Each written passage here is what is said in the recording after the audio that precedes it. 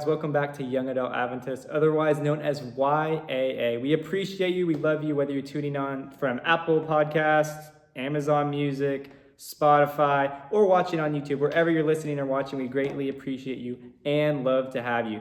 Now, John isn't on this episode. He isn't here today, but we do have yet another guest episode, and we have on Jacob Peterson. Yes, thank you, Chandler. Thank you for having me on. It's an honor. I've been waiting to do this for a long time. Yes, and so he is the SA pastor of Collegedale Academy. Again, like I said, a great friend of mine. Very good inspiration, and so I'm glad to have him on this podcast. Jacob, how about you tell us a little bit about what you did this summer? Well, this summer, starting in May, I went to a camp. I worked at, not Camp Cohutta as you worked at, but I worked at Camp Kalakwa down in Florida. And, it was a lot of fun. I was a lifeguard and a swim instructor. And, I just really enjoyed getting to meet people and to hang out. But also, a lot of kids there, didn't know, basic stories in the Bible, know who God or Jesus was. Wow. And although I wasn't a counselor and I wasn't able to have that one-on-one time, there were small stories here and there where I was able to go and get to teach someone something new, maybe be the first person to tell a kid a story about Jesus or give them a new perspective that they never heard of. And honestly, that was probably the most fulfilling thing for me at camp. But yeah. Well, that's such a huge thing. Same for me at my camp or whatever. If any of you are listening or watching have worked at camp, that's a huge thing to be able to witness to these kids. A lot of them, yes, have heard about Jesus, but also there's a lot of them that haven't at all. And you're there, and it's our honor and privilege to be the first person that some of these kids are hearing Jesus from. So excited for our guest today. And our topic for today is how do we involve God and how do we keep God at the center of our busy lives? How do we keep God at the center of our busyness? And that is our topic for today. And so it's going to be kind of a question-oriented topic to kind of get into some good discussion. And so the first question I'm going to ask Jacob here is, when you get busy, what is hindered the most? Your prayer life, your devotional life, your consistency with both of those, or kind of what is hindered most when you feel like you get really busy? Well, when I get busy, usually it's because of school. I mean, I'm pretty involved at school. I have being on essay, I'm in a bunch of clubs and scholars.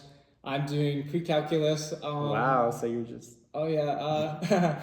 I'm doing that. Basketball, gymnastics, acrobatics. I get really busy. So I would say definitely when it comes to consistency with devotional life does get pretty, it can get dicey and hard to fit it in. But I think that's part of just, I got to be intentional to work on it because, if you don't prioritize it, it's not going to happen. So yeah. That's true. And for me, kind of off that same thing, it's I'll have my week or even my days planned, because in high school, I feel like it's pretty much the same schedule where you can kind of map things out. And for me, I'll map things out and it's I'll do devotions here, I'll pray here. But then it's we have to realize we don't account for all the unexpected things that are just going to pop up. And I feel like that's kind of gauges our relationship with God, is when things pop up that we don't expect, that truly shows how committed we are to God. Because the things we're most committed to, even when things pop up, we're still going to find time and find ways to prioritize that thing we're committed to.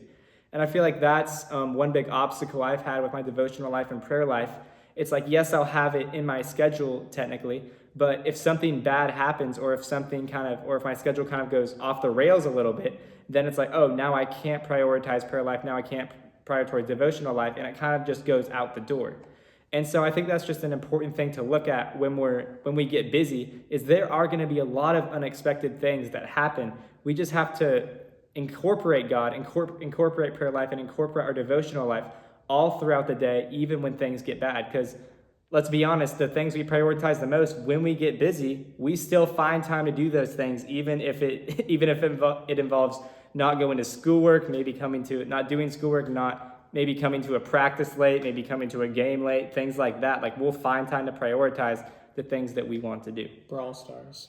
It's crazy. Yeah. The games on your phone, all that. So next question, we're gonna get into another question. Another one for Jacob here. But what strategies do you use to counteract the devil's distractions? And we know the devil's distractions can come in many like various forms, right? But maybe you don't have to give a specific example, or you can. But what strategies do you use to counteract with the devil's distractions?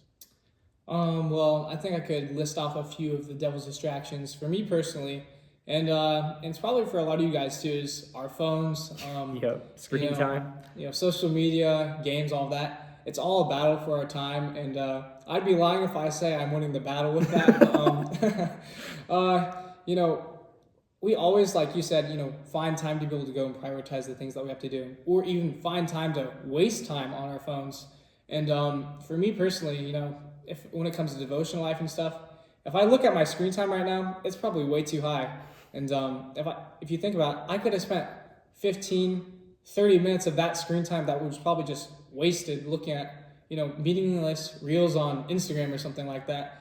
I could have spent that time, reading God's word, praying, singing, doing something else. And I think, being able to combat it, like you said, how to combat that is you have to look at your day and put in your schedule a time devoted purely just for God, purely for devotion. And, I think that's important. Yeah, and definitely your phone definitely is a big distraction. And I think a huge part of that we don't realize is that when we kind of go through our day, even if we get into a lull, like maybe we're in between school and a sports practice or something, and we just have maybe like 15, 20 minutes, the thing is that what the phones have done is they've put in our mind that we always need to be doing something.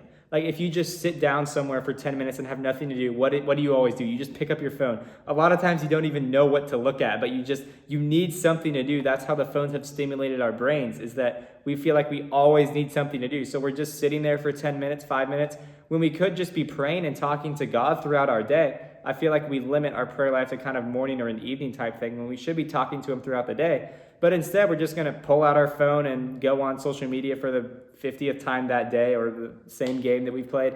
And so it's just kind of interesting if we can maybe get our mind desensitized from that, of just every time we have an extra second, we have to be on our phone. That's not how it has to be. That's not how it was designed to be.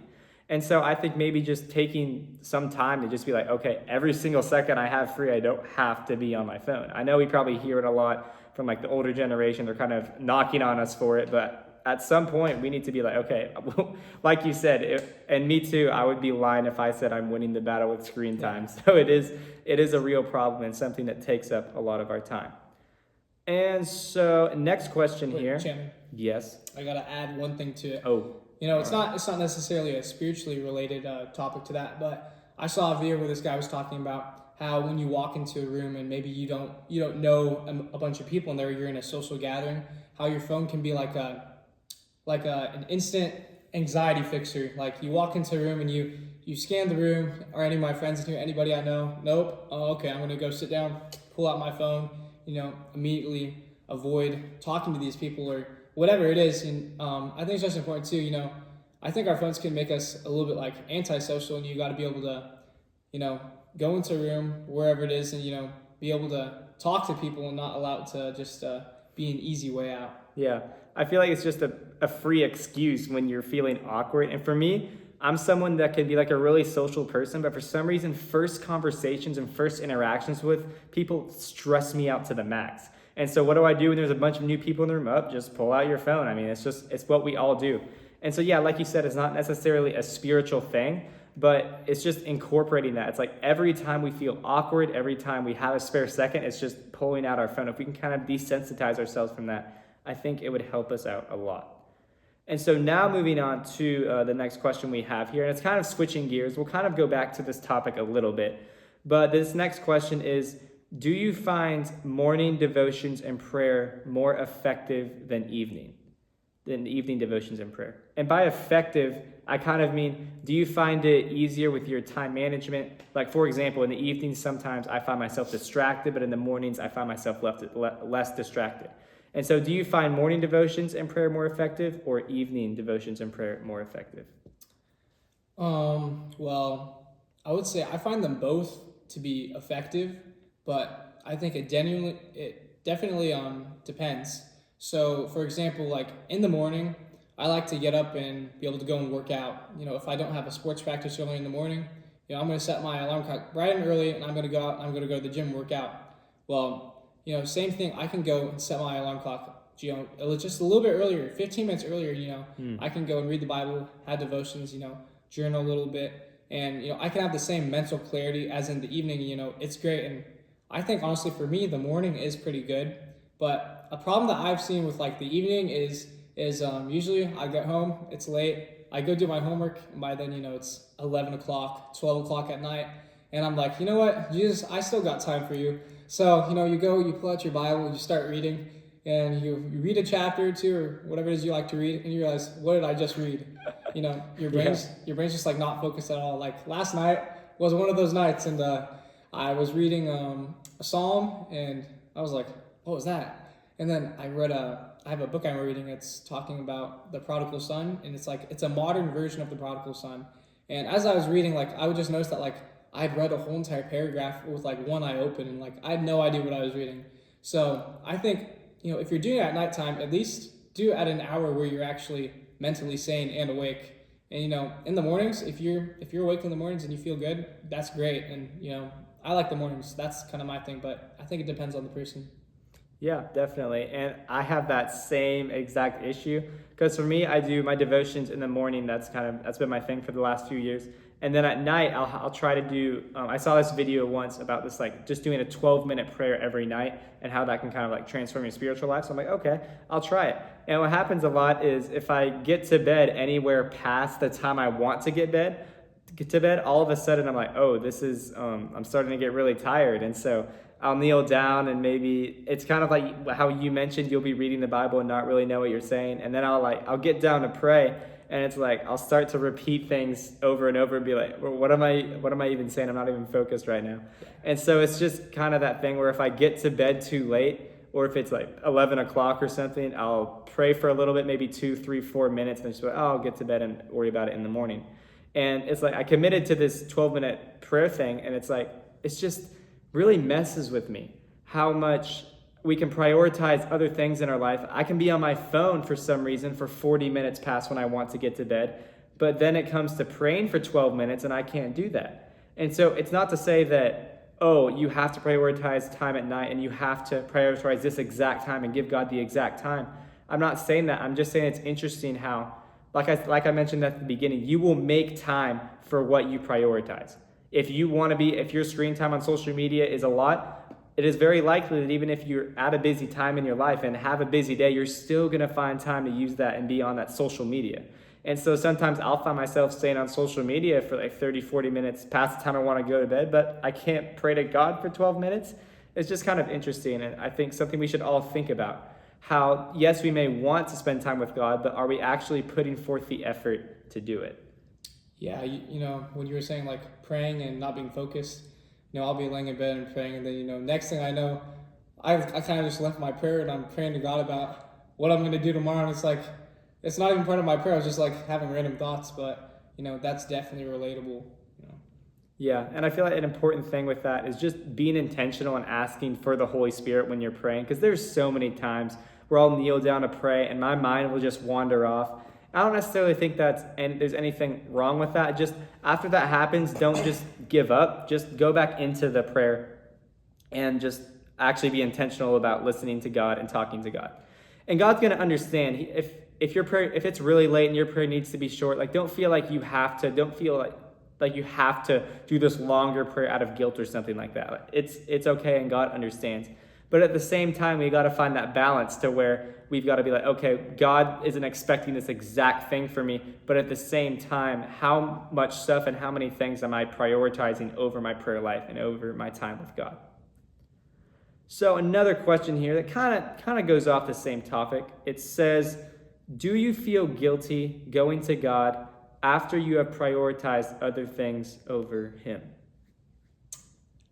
Ooh, so I looked at that question and I was like, wait a minute, do I feel guilty when I miss a prayer or a devotion? And I kind of hit me. I was like, I can't necessarily recall feeling guilty, but I kind of thought, I kind of put it into a different perspective. Like a lot of things that, you have to have discipline to be able to do them day after day after day. And, if you get really good at something and you like to do it over and over and over, and you're in a routine and you never miss a day, and you're very intentional about doing it, and you miss it. Like, for example, for me, I like to work out, and every time I work out, I try to do at least 5-6 times a week, and I like to be consistent. And, I'll be going consistent for a while, but then all of a sudden, life will get busy, and I'll miss a day, and I'll be like, shoot, I'm going to do it tomorrow.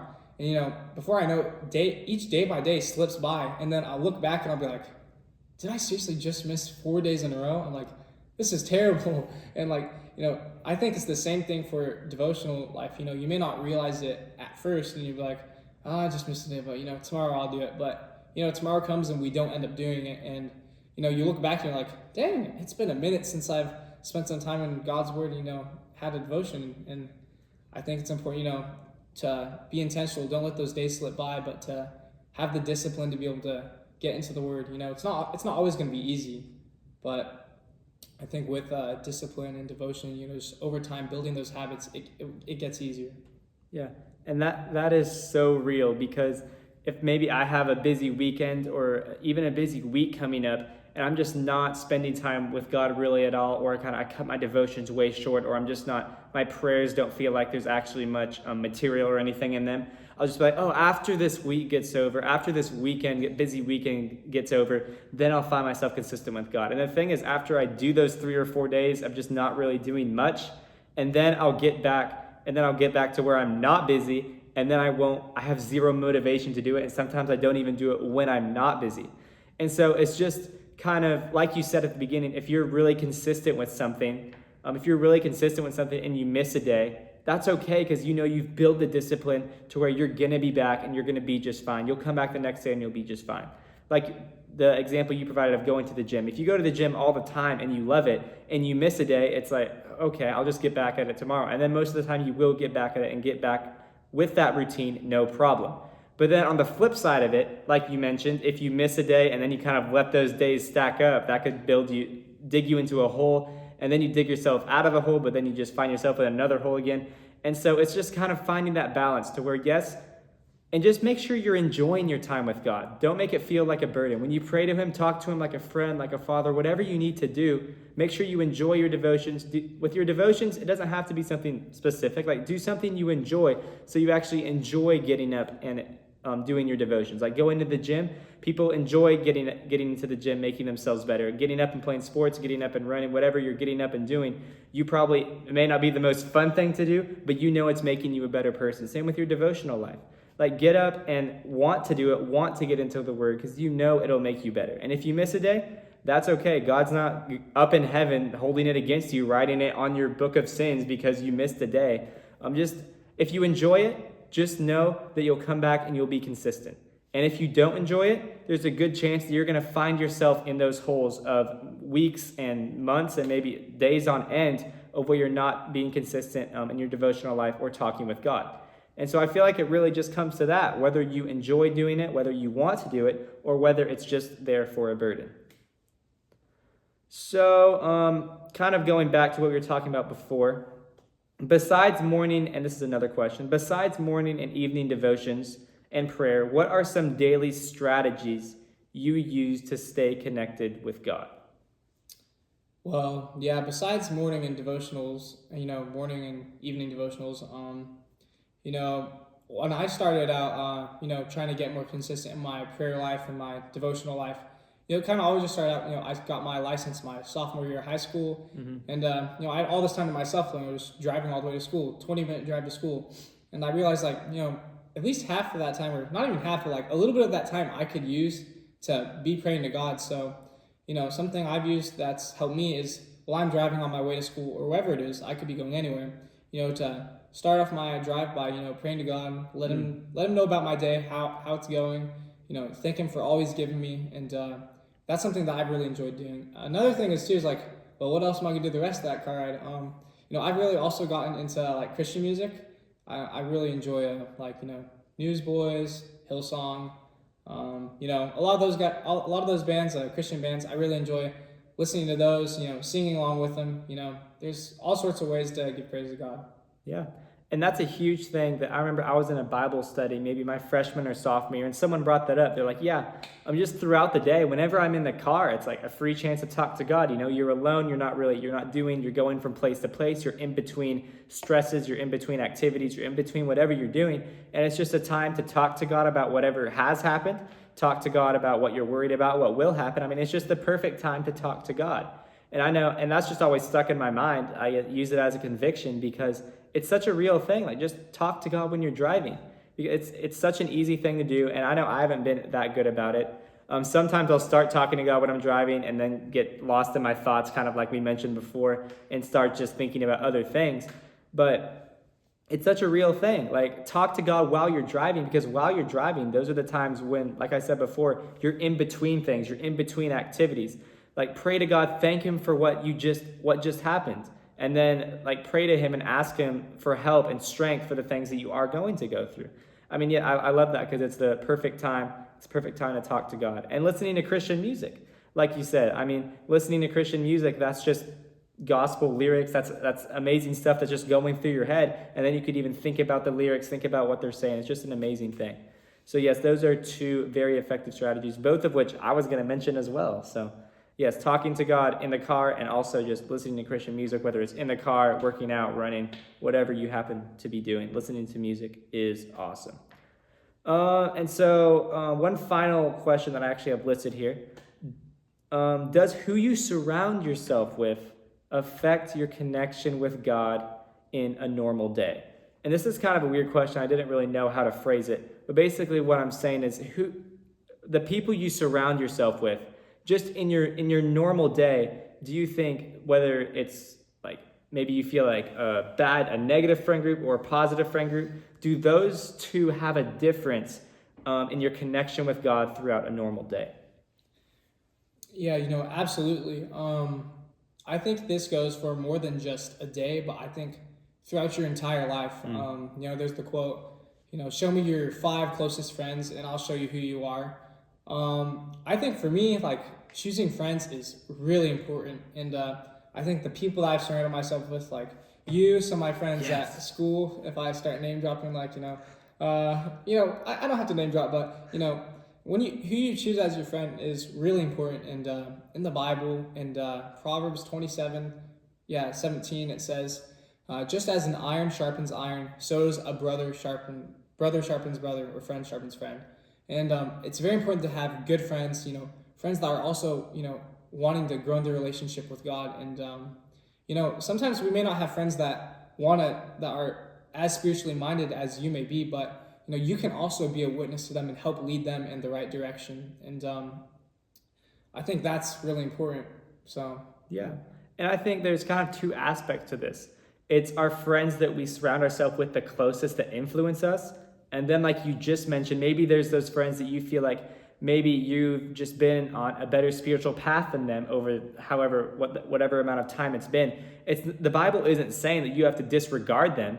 It's just saying that you can be that friend for them. Like the verse said, like Proverbs said, iron sharpens iron. You can be that iron that sharpens them. But what this is saying is we need to surround ourselves with the friends that are going to influence us and be that positive influence. And then we can also carry out and be that positive influence to others as well. And so, yes, I would definitely say, like you said, it's more than just a day-to-day basis. It's really about who you are. The people you surround yourself with will affect that. And one final thing I want to mention here, we kind of dodged the question a little bit on the guilt. It said, do you ever feel guilty going to God after you have prioritized other things over him? Jacob said he doesn't necessarily maybe feel guilty a lot of the times. I didn't really answer that, and maybe we can both have another thought on that, because I feel like guilt is a very necessary thing to address when we're kind of on this topic. And so for me, when I miss a devotion or prayer, I used to feel a lot more guilty. And maybe it's more when I get into like a new strategy. Maybe I'm doing a different devotional strategy or a different prayer type thing, and I'll get into it for a few days, and then I'll miss a day and I'll feel guilty. Like, oh, why did I do that? And then it kind of, over time, I feel like the more you do the same thing, the less guilty you can feel about missing a day. And then, like you mentioned before, the days can start stacking up of the days you've missed. And so I would say guilt can actually be a healthy thing, and we can use our guilt for conviction. So make sure that if you miss a day, that you are convicted enough and that you want to go back to God enough to where you will go back. But also make sure that it's not negatively affecting you, where you just feel terrible if you miss a day, or you just feel terrible because you feel like you haven't been giving God enough time. Because honestly, God created us, God saved us, God redeemed us. Like, he deserves 24 hours a day plus some. So if we're going down this path, then no one gives God enough time. So just don't let your guilt bring you down even farther. Use your guilt to motivate you to do better. Yeah, and I'm gonna circle back to that last question again that you were talking about. Friends and who you surround yourself with too. It's always good to be a light to those people that you're friends with too. But as time goes on and on, the closer you are to some of those people, and maybe they're not as spiritual as you, they can also be a bad influence on you too and affect your own spiritual life. And I think it's important to know that although yes, they're your friend, sometimes you may have to distance yourself a little bit, because if you truly get really close with some of those people, they can be a stumbling block for you and your own faith. And if you find yourself doing things that you shouldn't be doing, or if you find yourself worse off, maybe those people aren't supposed to be your friends. But always important to choose your friends wisely. But you can always be a light to them, always be an encouragement to them. But ultimately, it's up to them and their own conscience and their own choice to really decide who it is and who they want to follow and who they want to be. Yep. It's amazing how much the people you surround yourself with can genuinely affect just your personal devotion life and your personal prayer life. I mean, it's amazing the influence that people outside have on us that we may not even realize. And so I'm glad you guys tuned in today. A little bit, not a terribly long episode today. We've had some longer episodes, so I'm sure you guys might be thankful for a shorter episode. And I just thought this was a topic that we don't really need to stretch out a lot, kind of a simple, straightforward topic, but I think it's something that everyone struggles with at some time or another, and something that people struggle with quite often. So I thought we'd get into it. Hope it was helpful. And if you ever have any questions or anything you want to talk about off something we talked about on a specific topic, leave a comment, DM us, DM me or Jacob or anything, and just say, hey, I want more talking about this. I want kind of an episode on this. Don't be afraid to share episodes that you guys would like to hear. But we're glad to have had Jacob on today. Yes, thank you. It was great. It was awesome to have one of my closest friends on here. It is an honor, so we're glad to have it. Hope you guys learned something today. Thank you for tuning in, and we'll catch you next time on the next episode. Thank you.